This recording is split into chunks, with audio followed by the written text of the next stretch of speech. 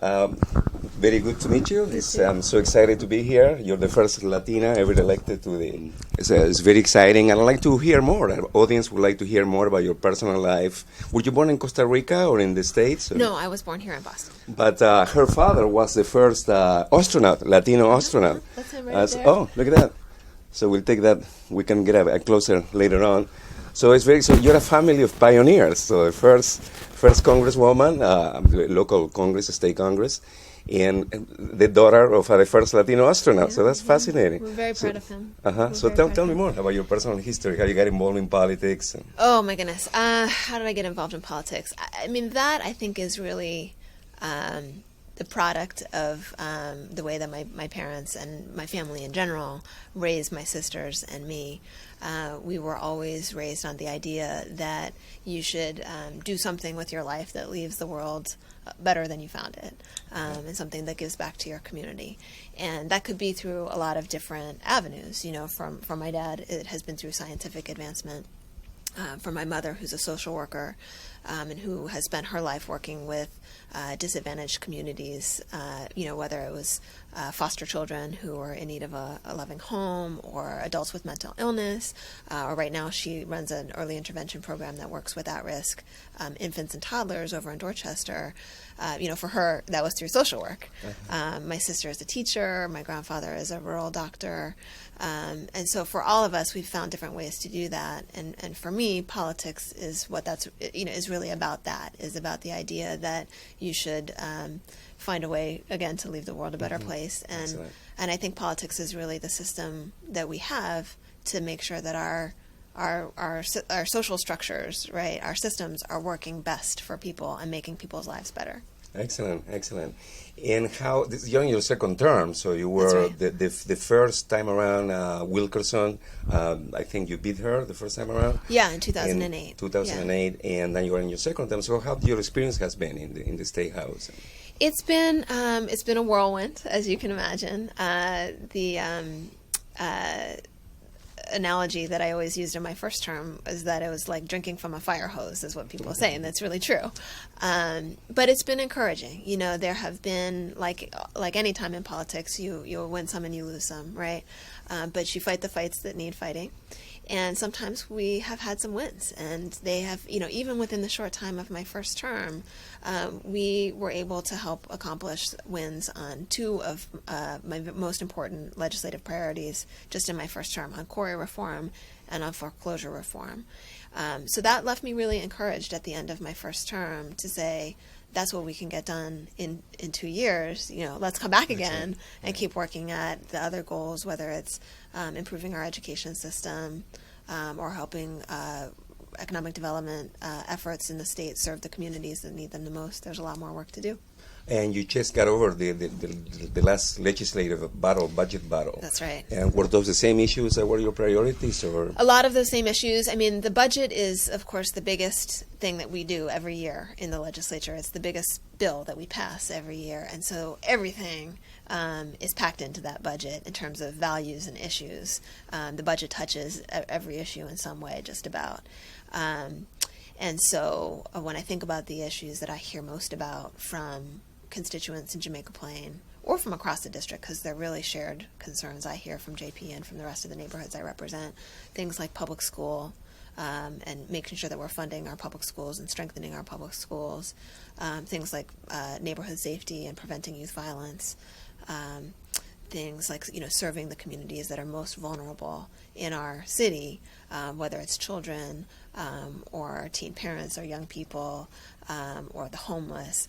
Those are all things across the board, all things that I'm fighting for in the budget. And again, we have some wins and we have some losses, but just this year, for example, in the budget that we just passed through the Senate, we had some wins that I feel really good about. We were able to defend funding for K through 12 education.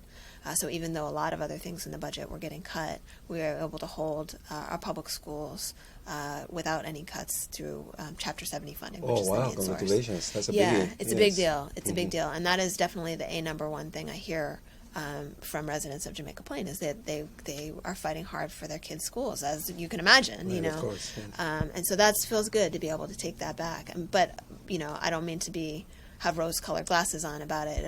There were a lot of cuts in the budget, and the city is also going to struggle to fund the schools. So the schools receive funding from the city, they receive funding from the state, and some from the federal government. So even though the state has maintained our main source of funding that we send, the city is also going to struggle to prevent cuts to the schools. And then the federal government, we don't know. We're losing federal stimulus funding. So it's always a challenge to make sure you're keeping all of the streams of funding keep coming in. And that leads me to the next question that was posed by one of our readers, which is precisely in a time of severe cuts and big debt at all levels of federal and local governments, how do you justify so many levels, so many different levels of government? We have the federal government, we have the state government, we have the city council, we have, in Jamaica Plain, we have a locally elected body, which is the Jamaica Plain Neighborhood Council, which is not binding. As you know, I don't have to tell you, it's just sharing with the audience. So how do you justify your job? Right. Well, I understand, the question. It's confusing to people a lot. And I used to teach social studies, right? And this is exactly what we would teach. Here's 3 branches of government, and then you also have the different layers, and it's confusing to people. And especially, I can understand the concern about efficiency, right? Why are we spending so much money on these things when there's cuts coming? But really, when you look at it, the amount of functions that we, as residents and as taxpayers, that we rely on the government as a whole to fulfill are many. We keep our national defense strong, schools, roads, bridges, clean air, safe water, economic development, the judicial system, protecting people's rights. Excuse me to interrupt you. Now, how does what you do at the state level differs from what the Boston City Council does? Well, there are differences. I would say there is a lot of area of overlap. I'd say in all of those things that I just listed. There are some differences. For example, the Boston City Council is not going to be making decisions about national defense. Probably not very much to do with protection of our air and water, because air and water cross the city borders, right? And you can't control that just within the city. At the state level, where I work, we have some more influence over that because we're looking at the whole unit of the state, so we can have more of an influence over the safety of our natural resources within the state. We don't deal with national defense in the state because we share that with the whole nation. So there are different areas of specialty that the different levels have. For example, the city government is the first in charge of schools. Even though they get money from the other levels, they have the primary responsibility for running the school system, because we've decided, as a political system, that people really like to have local control over their schools and have local control over what they believe that children in this community should be learning and how they should be learning it. And so that's why we have local control over schools, even though they get money from the different levels. Excellent. Okay, last question. What are the most pressing issues in Jamaica Plain? Sorry, if I can just go back one, because this is an important thing that I think there's a lot of misperception out there about, is people say, there's all of these government bureaucrats and they're just wasting all the money, right? And it's frustrating. I know I make fun of that a little bit, but it's frustrating for people when they see that and they see the scandals happening. And I get angry as a taxpayer. Well, we got a Speaker of the House recently being indicted for major felonies, so no wonder that people are skeptical. Yes, and those scandals make me very angry as well, and that's a big part of why I ran for office in the first place, is because I know that when you see those scandals, it makes people feel very cynical about government, and they say, they're all bums on Beacon Hill. And what I have found in my time here is that, well, look, if you take any group of 100 or 200 people, you're going to have some people who do the wrong thing. But the majority of my colleagues up here, I think, are good people who are working hard to try and figure out what the right thing to do is.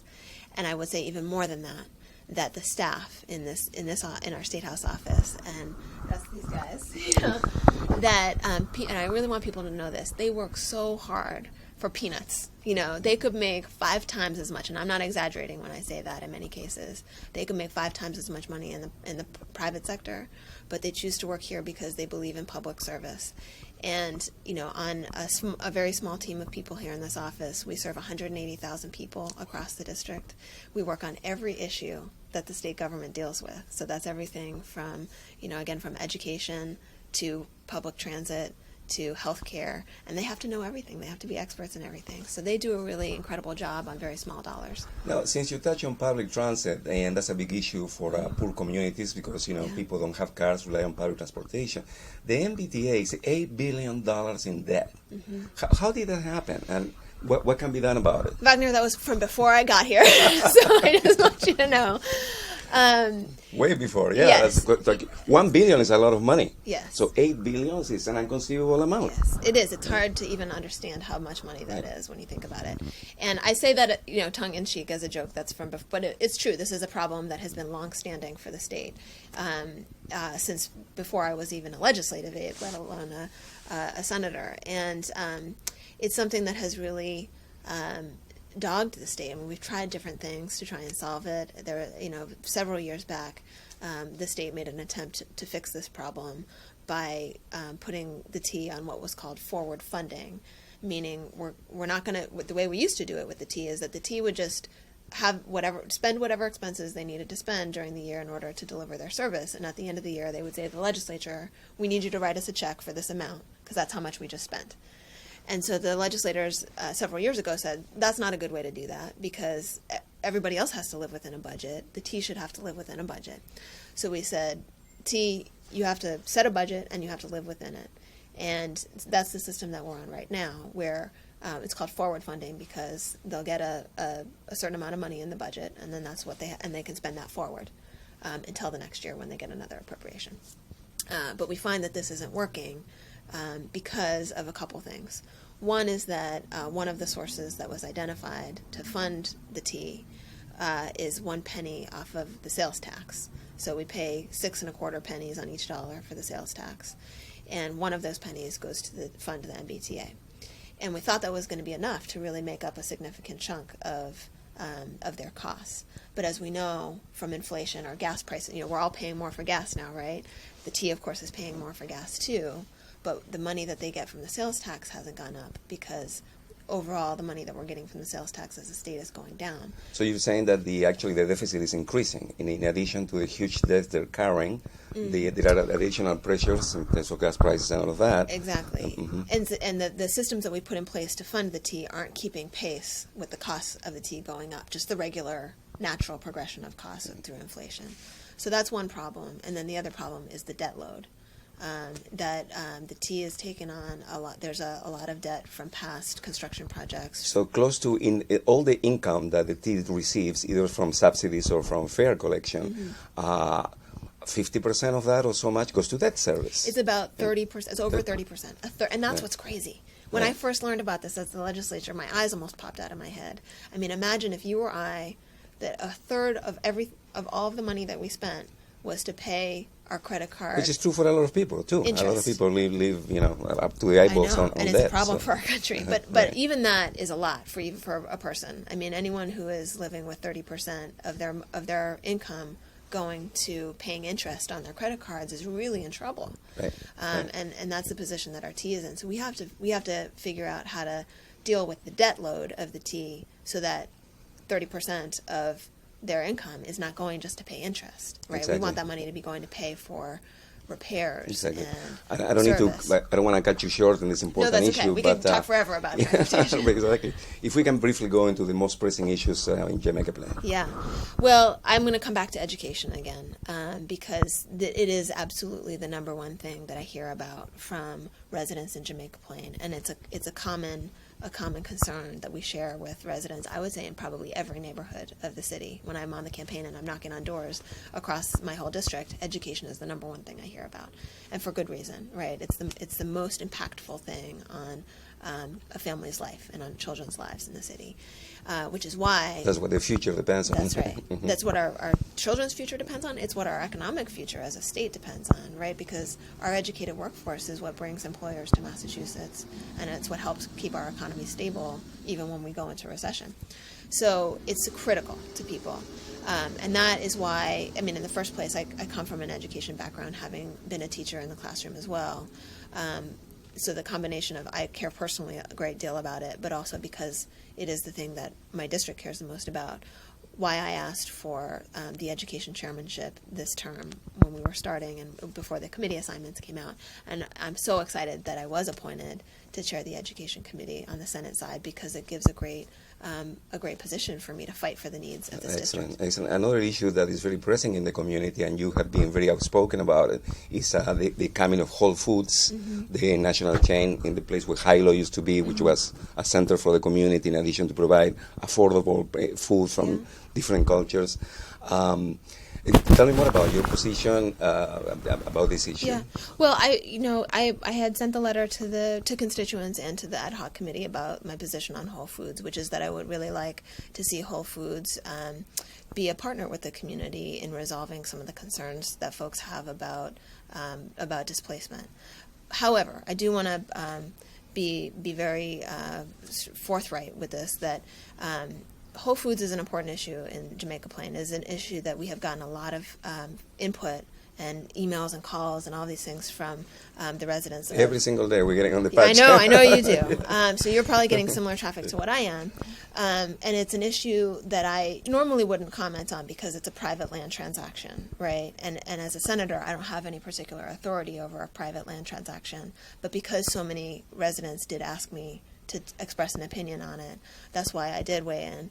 But it is also important to remember that I don't think that Whole Foods is the most important issue on the mind of all JP residents. And when I look at it in combination with, what you mentioned, we were just going through the budget debate a few weeks ago. That's a much bigger issue when you talk about scale of things that are going to impact the city and families within the district for a long time. Whole Foods is going to impact people, but the issues that I hear the most about over the long haul from folks are about how are we funding our schools? Are we addressing youth violence in the neighborhood? I mean, that's another huge priority. Definitely. What are we doing to prevent youth violence? Which is connected to youth unemployment. That's right. That's right. And that's why in the budget, one of the things that I fight for the most is funding for the youth jobs line item, because I know that that's a real lifeline for kids in Jamaica Plain, in High Jackson Square, in Roxbury, in Dorchester, and Mattapan, and South End. That literally a lifeline. Literally, yeah. So those are that's another theme that has been a priority for me in my first term, will be in my second term, and probably will be well into the future, is making sure that we're staying on top of what are we doing to serve young people and make sure they stay on a positive path, rather than go down a path that's going to lead them into violence. I'd like to thank you very much on behalf of our audience. And any closing remarks? Oh, well, I would just congratulate the patch, I have to say. I mean, you guys have really entered into the JP News market with force. Well, thank you very much. It's wonderful that you're doing multimedia so that folks who get their news in different ways can still be tapped in to what's going on locally. Because I know people pay a lot of attention to national headlines, but there's so much that's important that's going on right in our backyard in the neighborhood. So it's important that they have a good news source for it. Oh, I'm so grateful that you say that. So thank you very much. And good luck with everything. Keep up the good fight. You too.